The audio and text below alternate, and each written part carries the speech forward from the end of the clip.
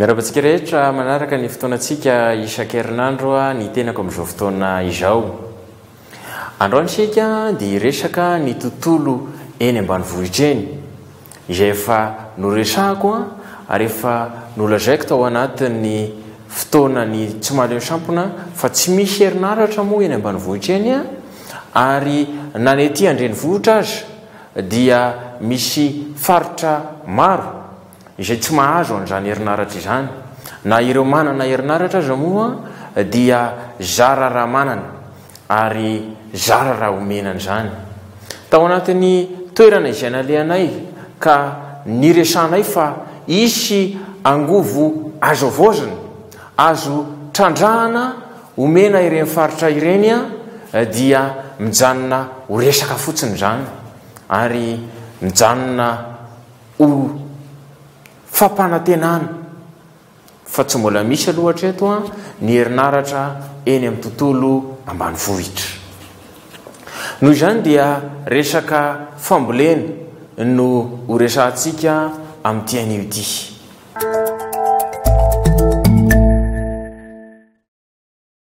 Manana tany be velarana isika eto Madagasikara.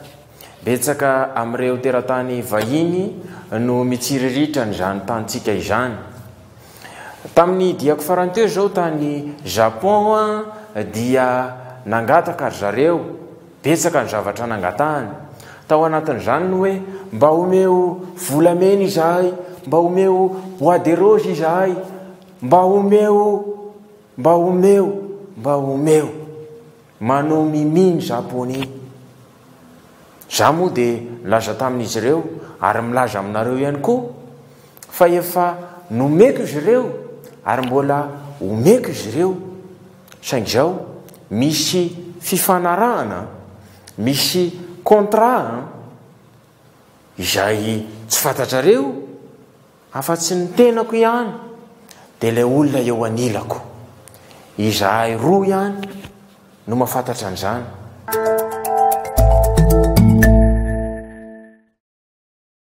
Betsaka amin'ireo olona izay eny ambanivohitra no midongy ary misisika mihitsy.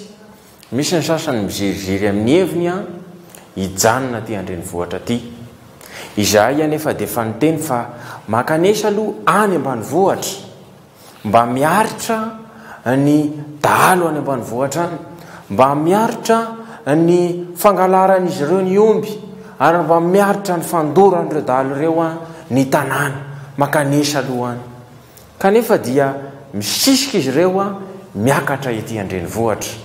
Io dahalo io moa izay efa lazaina ihany koa fa tena tsy vitanay velively ny nanafoana azy sy ny hoe nampiena ny asan-dahalo. Tena tsy vitanay ary nentinay nilazana ihany koa fa tsy ampy velively raha zay 5 taona entina hiatrehana an'izany. Ary zany ara no ilazana ianareo fa tsy maintsy ihany koa anaovanay fitokanana foto-drafitrasa maro isan-karazany entina ilazana fa nahavita izahay.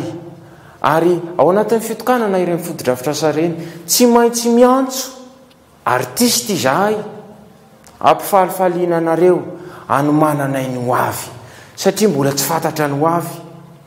Ary eto koa moa izahay dia milaza fa tsy maintsy ataonay ny mitety an'izao tontolo izao, mitety an'ireo firenena maro isan-karazany, na tsy misy resaka ho resahana zany, na tsy misy zavatra hodiniana zany, dia tsy maintsy izahay mandeha mitety an'izao tontolo izao satria tsisy mahalala zay avoaka ny pitso. Mety ho afaka 20 taona izahay vao hiala eto, mety afaka 5 taona izahay dia tsy ho eto tsony. Kanefa dia mezaka izahay ny milaza aminareo fa tokony mbola hoeto izahay ary tokony mbola omenareo fotoana maharitra izahay ahafahanay mampihena tsikelikely ny zavatra maro izay mampitaraina anareo.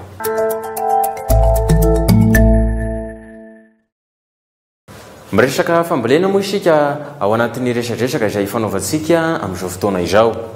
Noho izany dia tsy maintsy resantsika ihany ny vidim-bary satria dia matoa isika aporisiana amboly dia mba hafahantsika misitraka, mba hafahantsika mihinana izany ny vary zay foto-tsakafotsika. Betsaka aminareo ny manao resaka maro amin'io resaka vidin'ny kapoaka ny vary io. Ny tenako izay lazaiko aminareo fa tsy mahafantatra velively ary tena tsy fantatro. Tena za tena miteny anareo fa tena tsy mbola mahafantatra an'izany aho hoe ohatrinona marina moa ny kapoaka ny vary eny an-tsena. Ary na ireo olona manodidina ahy aza dia tsy mahafantatra velively an'izany kapoaka ny vary eny an-tsena izany. Satria moa dia tsy midina eny an-tsena izy ireo ary tsy manjifa ny vary eto Madagasikara akory izy ireo, ka tsy mahafantatra an'izany izy ireo. Zaza dia te ilaza aminareo hoe raha mba afaka manao commentaire ianareo miresaka ny vidim-bary ianareo dia resao teneny hoe ohatrinona ny vidim-bary any aminareo any.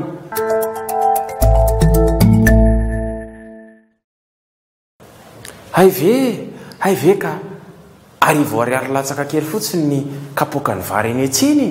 Zao aho zao vao mahafantatra an'izany ary amin'izao fotoana izao ny tenako zay vao mahalala an'izany. Nareo anefa mikaikaika ary milaza fa miferitrainao mihitsy amin'ny vidin'ny vary eny an-tsena.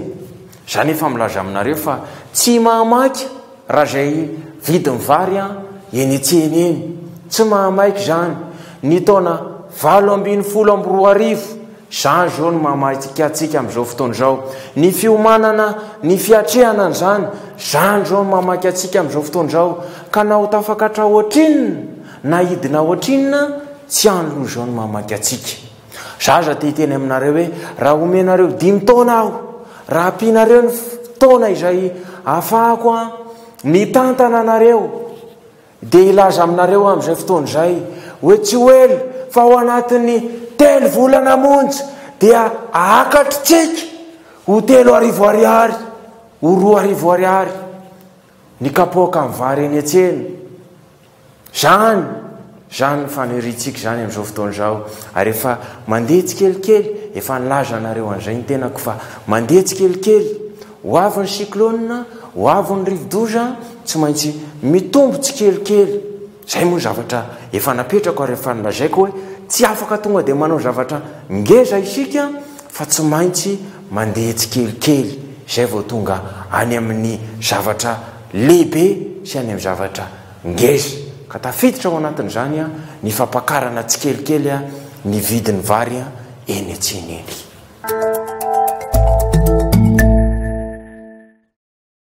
Izay resaka eny amin'ny tontolo ambanivohitra sy ny resaka vidin'ny vary izay no niniko no resahana tamin'ity anio ity. Amin'ny manaraka isika dia resaka lohahevitra vaovao indray. Resaka aminareo ny fomba anamboarana arbre de Noël. Resaka aminareo ihany koa ny fomba fanamboarana dadabe Noely. Zany tena mila resahana aminareo zany satria dia ilainy zany.